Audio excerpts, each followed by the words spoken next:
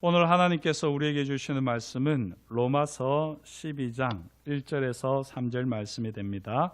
하나님의 말씀을 경청하여 주십시오.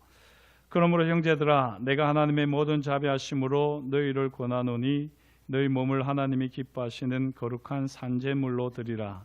이는 너희가 드릴 영적 예배니라. 너희는 이 세대를 본받지 말고 오직 마음을 새롭게 함으로 변화를 받아 하나님의 선하시고 기뻐하시고 온전하신 뜻이 무엇인지 분별하도록 하라. 내게 주신 은혜로 말미암아 너희 각 사람에게 말하노니 마땅히 생각할 그 이상의 생각을 품지 말고 오직 하나님께서 각 사람에게 나누어 주신 믿음의 분량대로 지혜롭게 생각하라. 아멘. 이 말씀으로 함께 은혜를 나누겠습니다. 먼저 기도합니다. 하나님 아버지, 세상에 속한 모든 것들을 십자가 앞에 내어놓고 오직 주님의 말씀 앞에 씁니다. 주님의 말씀으로 우리를 새롭게 하여 주옵시고 오직 주님의 말씀을 힘입어서 다시 한 주간을 살아갈 믿음과 능력을, 은혜를 저희에게 더하여 주옵소서. 말씀을 전하는 자나 듣는 자가 성령 안에서 하나 되어지게 하시고 부족한 사람의 죄와 허물은 십자가 보혈로 덮어 주옵시고 오롯이 주님의 말씀만이 선포되어지게 하여 주옵소서. 특별히 오늘 71주년 창립기념주일로 우리 다음 세대 친구들이 함께 예배합니다. 이른 아침부터 하나님께 영광을 돌려드리기 위해 수고하고 헌신하는 우리 찬양팀과 함께 우리의 어린 친구들 한 명 한 명 주님께서 기억하여 주시고 축복하여 주셔서 우리 교회를 넘어 한국교회와 전 세계 교회 가운데 하나님 나라를 위하여 귀하게 쓰임받는 믿음의 일꾼들로 성장하게 하여 주옵소서. 삶의 자리마다 주께서 함께 하실 것을 인하여 감사드리오며 예수님의 이름으로 기도드립니다. 아멘. 7세기 요한 클리마쿠스라고 하는 분이 쓰신 거룩한 등정의 사다리라고 하는 아주 유명한 책이 있습니다. 이 책을 보면요, 자기를 부인하는 첫 단계부터 믿음, 소망, 사랑에 이르는 30단계까지 하나님께 나아가는 방법을 구체적으로 제시하고 있습니다. 유명한 책이라서 저도 한번 읽어보려고 했는데 읽다가 잠이 들어가지고 아직도 다 못 읽고 있는 조금 부담스러운 책이기는 합니다. 하나님께 나아가는 방법이 구체적으로 제시되어 있는데요, 실제로 그렇게 30단계를 가지고 하나님께 나아간다. 참 체계적으로 우리가 영성 훈련을 할 때 유용하게 활용할 수 있는 책입니다. 하지만요, 성경에는 하나님께 나아가는 방법이 보다 구체적으로 간단하게 나와 있습니다. 하나님께 나아가는 방법을 하나님께서 직접 보여주신 것이 바로 이 성막입니다. 성막을 보면요, 하나님께 나아가는 방법은 바로 예배라는 것을 알 수가 있고요, 이 예배는 사실은 4단계로 이루어졌다라고 할 수 있습니다. 첫 번째 단계가 바로 성막 안뜰이고요, 두 번째 단계가 번제단에서 드리는 희생제사, 그리고 3단계가 성소에서 드리는 향기로운 제사, 4단계가 지성소에 머무르는 제사, 이렇게 되어 있습니다. 하나님께 나아가는 방법 이 4단계 중에 조금 다른 것 하나가 있죠. 뭐가 다릅니까? 1단계는 뭐가 없습니까? 제사가 없습니다. 그렇습니다. 이렇게 하나님께 나아가는 방법이 있는데요, 4단계까지 우리가 제사로 예배로 하나님 앞에 나가야지 되는데 1단계 성막 안뜰에만 머무르는 사람들이 있습니다. 성막 안뜰은 말 그대로 세상을 등지고 하나님께로 나아오는 첫 단계입니다. 하지만 안타깝게도 여기서 더 이상 하나님께로 나아가지 않는 사람들이 있습니다. 세상을 등지고 하나님의 영광이 있는 성막으로 나오는 것은 참 잘한 일인데 이 성막 안뜰에 머무를 뿐 더 이상 하나님께로 나아가지 않습니다. 이런 사람들을 이사야서에서는 성전 마당만 받는 사람이라고 분명히 밝히고 있습니다. 이사야서 1장 11절 12절 여호와께서 말씀하시되 너희의 무수한 재물이 내게 무엇이 유익하느뇨? 나는 숫양의 번제와 살진 짐승의 기름에 배불렀고 나는 수송아지나 어린 양이나 순염소의 피를 기뻐하지 아니하노라. 너희가 내 앞에 보이러 오니 이것을 누가 너희에게 요구하였느냐? 내 마당만 밟을 뿐이니라. 하나님 앞에 나오면서 성전 마당만 밟고 싶은 사람이 어디 있겠습니까? 성전에 왔으면 당연히 제사를 드리고 절을 하고 하나님을 경배하겠지요. 하지만요, 하나님께서는 어떤 사람들을 향하여서 성전 마당만 밟는다라고 분명하게 말씀합니다. 어떤 사람들이 성전 마당만 밟겠습니까? 하나님과 인격적인 만남이 없고 형식적인 예배만 드리는 사람입니다. 몸은 성전에 있지만 마음과 생각은 아직도 세상에 있습니다. 하나님 앞에 예배하러 왔지만 마음은 여전히 세상에 머무르면서 전혀 예배의 자리에 있지 않습니다. 이런 분들은요, 안타깝게도 호송세월하는 거지요. 하도 호송세월에 익숙해져 있으니까 예배를 드리면서도 호송세월을 하는 겁니다. 바라기는 우리는 성전 마당만 밟고 가는 형식적인 예배자가 되지 않기를 축복합니다. 인격 대 인격으로 하나님을 만나시는 예배자가 되시기를 축복합니다. 그렇다면 인격 대 인격으로 하나님을 만나는 예배자는 어떤 사람일까요? 바로 2단계에서 4단계에 이르는 예배자들이지요. 최소한 하나님 앞에 예배하면서 자기 몸을 거룩한 산제물로 드려야 합니다. 어떻게 우리 몸을 하나님께서 기뻐하시는 산제물로 드릴 수 있겠습니까? 하나님께서 기뻐하실 만한 제물이라기에는 너무나도 흠 많고 온전치 못한 우리 자신은 아닙니까? 우리 몸을 하나님께서 기뻐하시는 산제물로 드린다면 무엇보다도 2단계 번제단에서 드리는 희생 제사와 같아야 합니다. 자, 여기 성막의 성소를 보면요, 번제단이 있는데요, 이 번제단은 제사를 드리는 사람입니다. 제사를 드리는 사람이 직접 제물을 잡아다가 하나님께 드리는 장소입니다. 자신을 대신해서 송아지나 염소를 하나님께 온전히 태우는 장소가 바로 번제단이지요. 이 번제단은 자신의 모든 죄와 허물을 태우고 정결하게 하는 장소입니다. 그리고 이 번제단에서 혹시 더럽혀진 부분이 있다면 물두멍에서 다시 한번 자기 자신을 살피고 자기를 깨끗이 하는 겁니다. 이 성소의 번제단과 물두멍은 바로 십자가를 의미합니다. 십자가를 상징합니다. 우리가 예배를 드리면서 십자가를 붙들고 참회의 시간을 가지지요. 우리는 예배를 드리면서 항상 우리의 죄와 허물을 씻으시고 우리를 새롭게 하시는 예수님의 십자가 보혈의 능력과 은혜를 찬양합니다. 이처럼 우리가 십자가 은혜와 능력을 찬양하며 우리의 죄와 허물을 온전히 내어놓는 이 시간들이 바로 번제단에서 희생제사를 드리는 예배입니다. 오늘도 예배 자리에 나와서 우리 오진우 집사님이 기도하시는 동안 많은 회개 기도를 하셨잖아요. 어머, 저 집사님은 세상에서 온갖 죄를 많이 지었나 보다, 이렇게 생각하신 분 계십니까? 아니지요. 집사님이 죄를 고백할 때 같은 마음으로 우리의 죄를 고백하지 않았습니까? 이 대표 기도는 대표자가 기도하는 시간이 아니라요, 대표자의 기도에 우리의 기도를 얹어서 하나님께 드리는 시간입니다. 그래서 대표자의 기도 하나하나를 같이 듣고 그 하나하나가 마음에 감동이 되고 내가 드리는 기도면 아멘, 아멘 하면서 같이 주님께로 나아가야지 됩니다.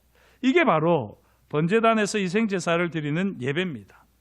번제단에서 희생제사를 드리는 심정으로 십자가를 붙들고 주님의 은혜와 능력을 간절히 사모하는 예배자, 이 예배자들이 바로 하나님의 선하신 뜻이 무엇인지를 분별하지요.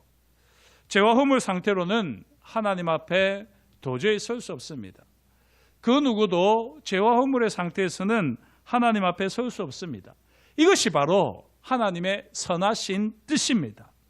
이 하나님의 선하신 뜻을 따라 날마다 십자가 앞에 죄와 허물을 내려놓으시는 예배자 되시기를 주의 이름으로 축복합니다. 무엇보다도 이 주일 아침에 하나님 앞에 예배하는 이 한 시간만큼은 십자가 앞에 온전히 죄와 허물을 쏟아내고 주의 보혈로 깨끗게 되는 주의 십자가 은혜와 능력을 제가 사모합니다. 제가 경험해야 합니다. 이 간절함으로 예배할 수 있기를 축복합니다. 자, 하지만요, 하나님의 이 선하신 뜻을 분별하는 예배자에 만족하시면 안 되지요. 하나님께서는 우리가 하나님의 기뻐하시는 뜻을 분별하는 예배자가 되시기를 바라십니다. 하나님의 기뻐하시는 뜻, 선하신 뜻은 우리가 알았습니다. 죄와 허물로는 하나님 앞에 설 수 없다. 그래서 우리가 십자가를 붙들 때 하나님은 그걸 선하다 보십니다. 그러면 하나님의 기뻐하시는 뜻은 무엇일까요? 우리가 어떻게 하나님의 기뻐하시는 뜻을 분별할 수 있을까요?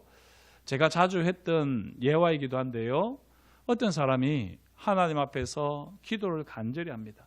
그 기도가 무슨 기도냐? 로또에 당첨되게 해달라는 기도입니다. 아무리 기도해도 하나님이 응답하지 않는 거예요. 그래서 너무 화가 난 이 사람이, 하나님 너무 심하시네요. 제가 이 정도 간절히 기도하면 로또에 당첨 한번 시켜줄 만도 하지 않습니까?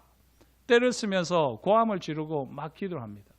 그때 하나님께서 얼마나 답답하셨든지 나타나셔가지고 하시는 말씀이 뭐지요? 제발 로또부터 사고 기도하라. 그렇게 말씀하시는 거죠. 로또도 사지 않고 로또가 당첨되기를 구한다? 그 기도는 절대 응답되지 않습니다. 오늘 우리 친구들이 예배 끝나고 로또 사는 거 아닌지 모르겠네요. 우리 기도가 이럴 때가 사실 참 많습니다. 정작 기도는 한다고 하면서요, 실제로는 기도가 아닌 경우가 태반입니다. 기도가 응답받으려고 하면 기도 응답받을 준비가 되어야지요. 응답받을 준비 없는 기도는 절대 결코 기도가 아닙니다. 기도 응답의 그릇을 준비해야지만 하나님께서 기도 응답을 주시지 않겠습니까? 하나님의 기뻐하시는 뜻을 분별하기 위해서는요, 가만히 앉아가지고는 하나님의 뜻을 분별할 수 없습니다. 하나님이 기뻐하시는 뜻이 알 수 없습니다. 하나님의 기뻐하시는 뜻을 분별하려면 말씀대로 행해야 합니다. 주님이 주시는 말씀이 주님의 약속이 맞는지 아닌지 어떻게 우리가 분별하겠습니까? 가만히 앉아가지고 생각으로는요, 하나님의 말씀, 하나님의 뜻을 분별할 수가 없습니다. 하나님이 주시는 약속의 말씀으로 믿고 순종하며 나아가는 겁니다. 그러다 보면 내 생각이었구나, 하나님의 약속이구나, 하나님의 뜻이구나, 이걸 더 잘 분별하는 능력이 생깁니다. 3단계, 성소에서 드리는 향기로운 제사가요, 바로 하나님의 기뻐하시는 뜻을 분별하는 예배입니다. 이 성소를 보십시오. 제사장이 성소에 들어갈 때 번제단에서 드렸던 제물의 피를 가지고요, 그 성소 안으로 들어가기 전에 성소의 입구에 그 번제단의 피를 뿌립니다. 그리고요, 성소 안에 들어가서는 성소 안에 있는 기물들에게 이 번제단의 피를 바릅니다. 오직 하나님의 자비와 긍휼을 구하면서 하나님의 약속을 힘입어서 성소에 들어가는 거지요. 자, 이렇게 성소에서 제사장은 어떻게 할까요? 성소 안에 있는 향단, 이 분향단에 향을 피우고 조용히 하나님께 마음을 드립니다. 그리고 동시에 하나님께서 주시는 음성을 조용히 듣는 시간이 바로 이 성소에 머무르는 시간이죠. 성소의 향단에서 분향을 피우고 또 떡상과 촛대가 있죠. 이 떡상과 촛대는 무엇을 상징할까요? 모두 말씀을 상징합니다. 하나님의 말씀은 생명의 떡입니다. 하나님의 말씀은 어둠을 밝히는 빛입니다. 성소를 가득 채우는 분향단의 연기는 앞길이 전혀 보이지 않는 안개 같지만 사실은 말씀으로 임하시는 하나님의 임재를 향기로 경험하는 것이 바로 이 성소의 분향단입니다. 하나님의 말씀을 분별하며 하나님께서 기뻐하시는 뜻을 이루기 위해서 우리가 최선을 다하게 될 때, 그때 우리 입에서 단내가 나지 않겠습니까? 그리고 우리가 땀 흘려 최선을 다하면은 우리 몸에서 짠내가 나지 않겠습니까?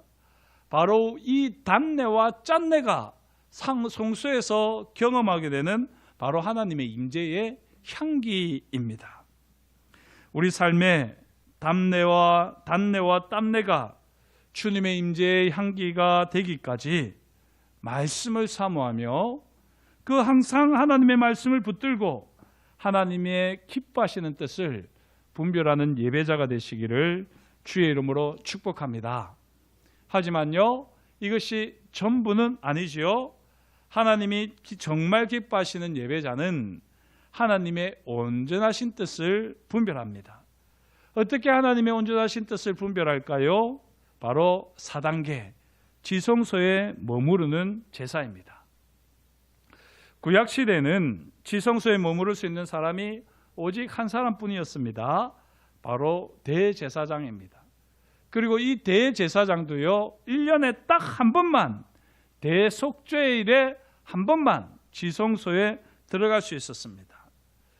대제사장이 대속죄일에 딱 한 번 지성소에 들어가는 이유는요, 1년 동안 이스라엘 백성 전체가 지었던 죄를 짊어지고 지성소로 들어가는 겁니다. 하나님께서 우리 백성들의 죄를 다 용서해 주신다는 그 약속을 힘입어서 지성소로 들어가는 겁니다.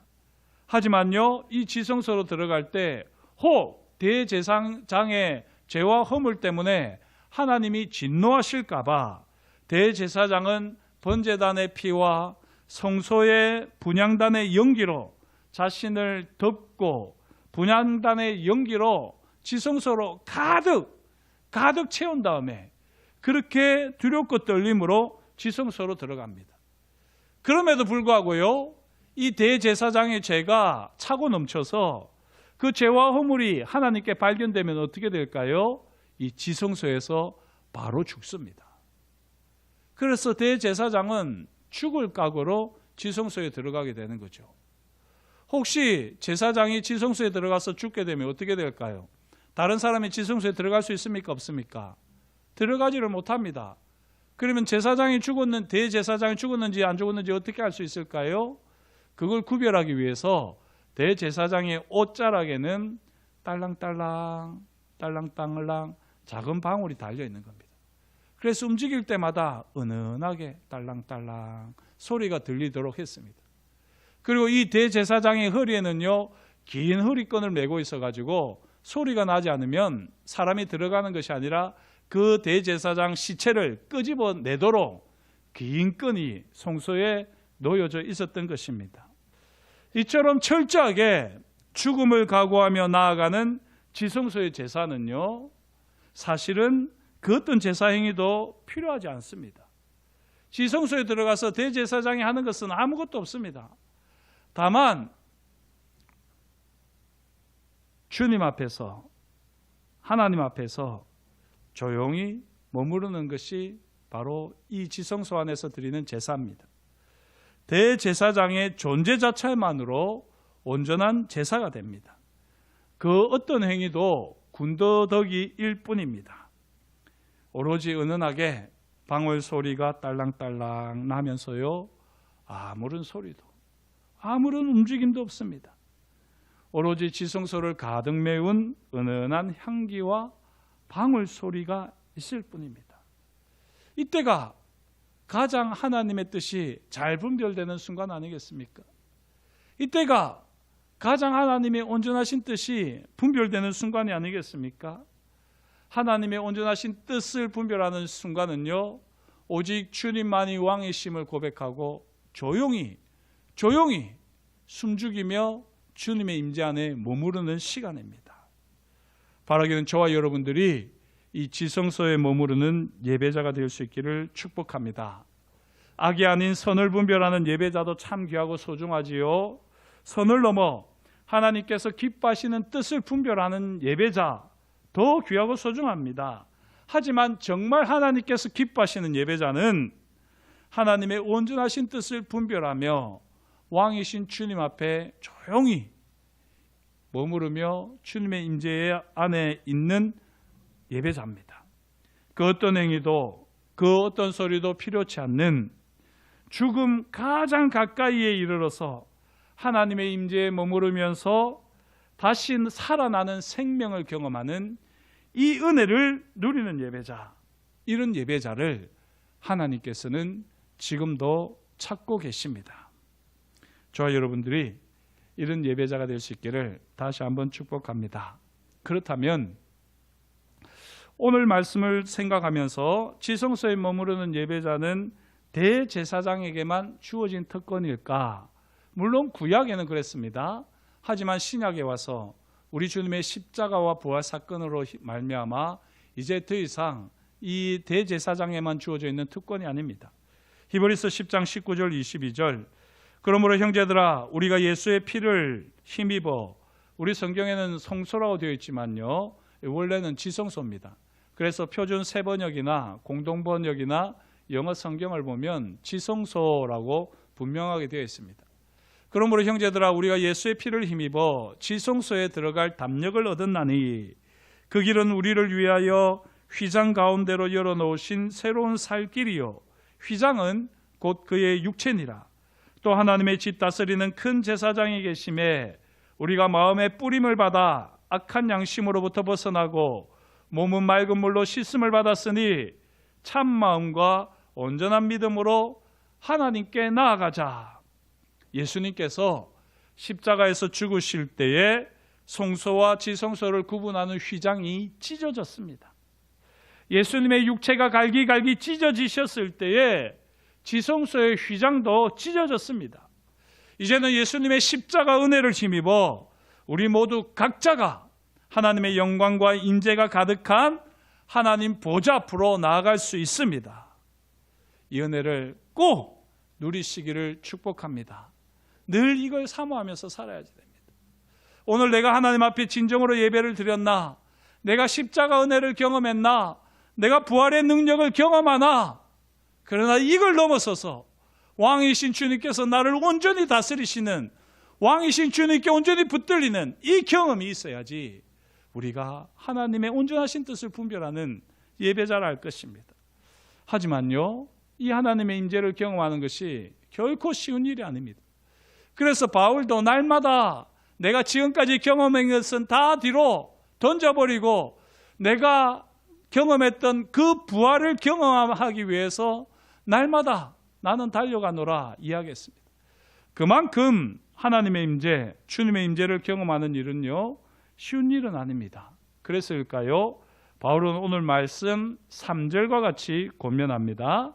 내게 주신 은혜로 말미암아 너희 각 사람에게 말하노니 마땅히 생각할 그 이상의 생각을 품지 말고 오직 하나님께서 각 사람에게 나누어 주신 믿음의 분량대로 지혜롭게 생각하라. 우리 각자는 믿음의 분량대로 지혜롭게 생각할 줄 알아야 합니다. 하나님의 선하시고 기뻐하시고 온전하신 뜻을 쉽게 분별하기는 어렵습니다. 우리는 이 세상을 살아가는 동안 주와 함께 죽고 주와 함께 살아가는 이 삶을 계속해서 살아가기 위해 몸부림치면서 하나님의 뜻을 분별하고 하나님의 뜻을 이루어가는 예배자로 살아갈 뿐입니다.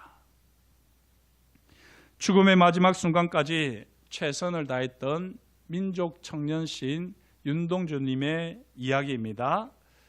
윤동주님은 1943년 7월 14일 일본에서 일본 유학생 사상범으로 체포되었습니다. 그리고 1945년 2월에 끝내 해방을 보지 못하고 감옥에서 유명을 달리했습니다. 그가 2년 동안 후쿠오카 형무소 생활을 어떻게 했는지 잘 보여주는 글이 있는데요. 윤동주는 고향집의 편지에서 차입한 신앙성서를 옥중에서 읽고 있다. 그는 날마다 이 책에 빠져 있다. 이 글은 형무소에서 그의 삶의 동태를 항상 감시하고 있었던 사람들이, 간수들이 적어놓은 기록입니다. 하나님의 말씀을 붙들고 인생의 최후를 마무리하고 있었던 그에게는 시가 그의 신앙 고백이었습니다. 그래서 윤동주님의 그 서시, 죽는 날까지 하늘을 우러러 한 점 부끄러움 없기를.